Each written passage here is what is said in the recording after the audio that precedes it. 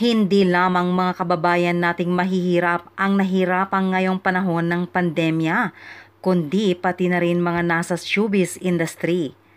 Halos sunod-sunod na ang pag-amin ng mga artista tungkol sa status ng kanilang pinansyal na bagay. Gaya ng ating tampok ngayon, mag-asawang artista na halos tumanda na sa mundo ng showbiz pero sadyang naaapektuhan ngayon sa panahon ng pandemya.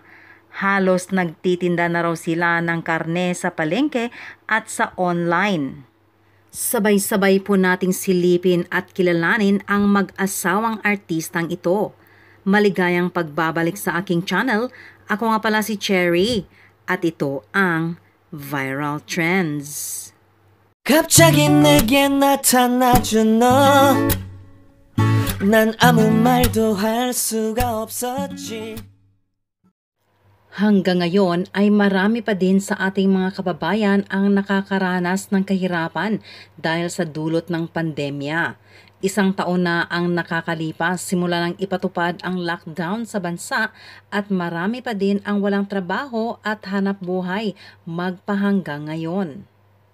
Katulad ng karamihan, ramdam din ng mag-asawa na sina Mariel Rodriguez at Ruben Padilla ang problema pagdating sa financial na usapin. Sina Ruben at Mariel ay parihas na nasa industriya ng showbiz at hanggang ngayon ay madalang pa din ang mga proyekto na kanilang natatanggap. Nadagdagan pa ito nang magsara ang home network ni Mariel, ang ABS-CBN. Kamakailan lamang inamin ng action star na si Ruben Padilla ang pinagdadaanan nila ngayong mag-asawa. Sa kanyang Instagram post, tapat na ibinahagi ni Ruben ang hirap na pinagdadaanan nila ngayon. Aniya, hindi lamang po kayo ang hirap, pati po kami sa aming tirahan ay masikip na ang sinturon sa pagtitipid. Inamin niya na nagastos na din nila ang savings na dapat ay nakalaan para sa pag-aaral ng kanyang mga anak. Pag-amin ni Robin, ang mga savings ay nanghihingalo na kaya't pati ang nakalaan para sa edukasyon ng mga bata ay nagalaw na. Pero patuloy pa rin naming itinatawid ang mga taong nasa pakpak namin. Hanggat maaari, ayaw namin sila maghirap kaya't ang aming mga sweldo ay diretsyo na sa kanila. Kaya naman, napagdesisyonan ng kanyang may bahay na si Mariel Rodriguez na mag-business upang makatulong sa mga gastusin nila sa bahay. Ang asawa ko ay nagnegosyo na rin para makatulong sa aming mga panggastos. Halos wala nang tulog sa kakaalaga sa pamilya niya at sa pag-aayos ng karne niya, pero kinakailangan niya kumilos.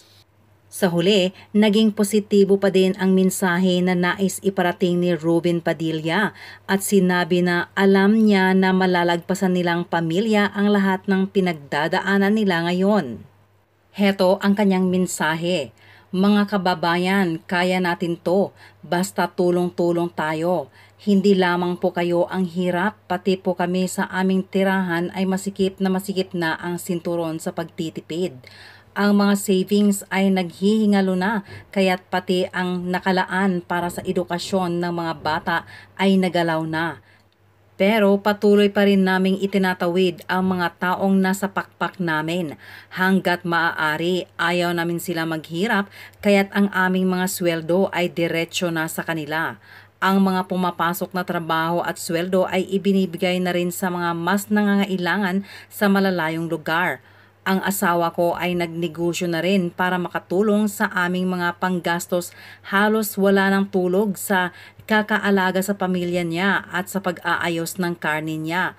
Pero kinakailangan niyang kumilos. Walang may masarap na buhay ngayon kundi yon mga nalathala na mas yumayaman nung nagka-pandemya. Pero tayong mga nakakaraming mga Pilipino ay tagilid na ang bangka at ang iba ay taob na at nakasalbabida na lang. Para hindi tuluyang lumubog, huwag tayong susuko mga kababayan, magtulungan tayo.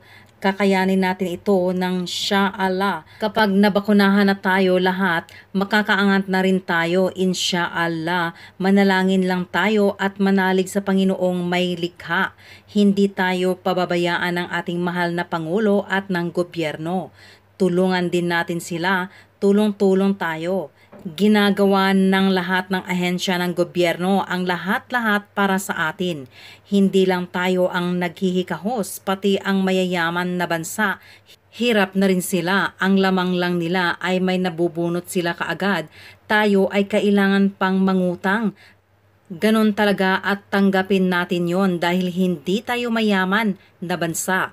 Pero kakayanin natin ito basta sama-sama. Napakalaking epekto ang idinulot ng pandemyang COVID-19. Halos magdadalawang taon na pero hindi pa rin napapawi ang kalabang hindi nakikita. Napakaraming kababayan natin ngayon ang sobrang nahihirapan.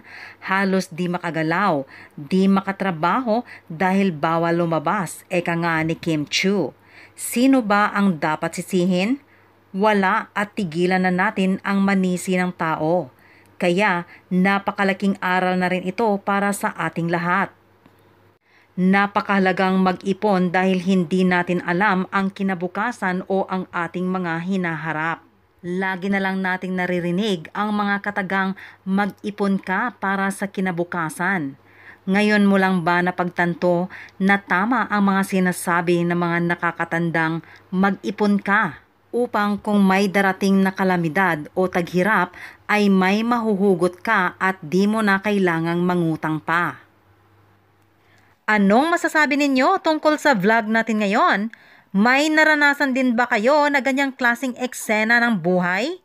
I-comment nyo na sa bandang ibaba ng videong ito ang inyong mga nararamdaman o kung ano ang nasa isipan ninyo. At kung ikaw ay bago pa o matagal na sa channel na ito, pero hindi ka pa nakapag-subscribe, mag-subscribe ka na at i-like and share ang videong ito. At para naman lagi kang updated para sa mga sumusunod nating mga videos, i-click ang notification bell. At kung gusto nyo pang mapanood ang iba ko pang mga videos, i-click ang I button sa bandang itaas ng videong ito. Sa katapusan ng video ay may 2 end-screen videos na pwede nyong i-click at panoorin. Kaya dito na kayo sa Viral Trends kung sakaling tinatamad kayong magbasa ng mga artikulo. Lalo pa kung namimiss nyo na ang inyong mga iniidolong mga artista. Huwag kalimutang balik-balikan ang channel na ito na siyang maghahatid sa inyo ng kasiyahan. Hanggang sa muli at maraming salamat sa lahat ng sumusuporta sa Viral Trends.